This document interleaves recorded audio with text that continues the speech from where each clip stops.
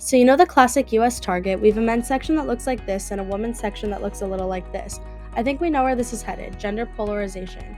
If you don't know, gender polarization is how society is structured to create gender binary, like gender norms. First off, let me touch up on the global aspect of gender inequality. This is a chart of the global gender gap. You see Norway is third, Finland is second, and Iceland coming in as first as the most equal country. This is Iceland's famous shopping hub city, Reykjavik. I wanted to focus in on if their stores have gender separation like the US. You see the divide with the boutiques that are for men and for women. There's strong gender polarization occurring. So you may be wondering, how are they the most gender equal country? According to Harvard Business Review, Iceland introduced the first policy in the world that requires companies with more than 25 employees to prove that they pay men and women equally for a job of equal value. In 2020, certification became a requirement, and companies without certification get a daily fine.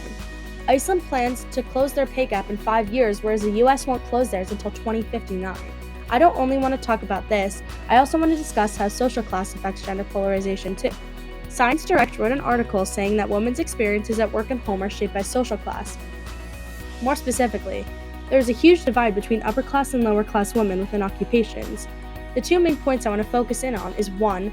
Lower class jobs push both men and women away from their prescribed gender roles as they are forced to conform to the restricted options which comes with low incomes. And 2. Working in low-wage, female-dominated occupations with economic struggles decreases women's gender identification and increases class identification. This means that class actually surpasses the gender aspect in female-dominated jobs.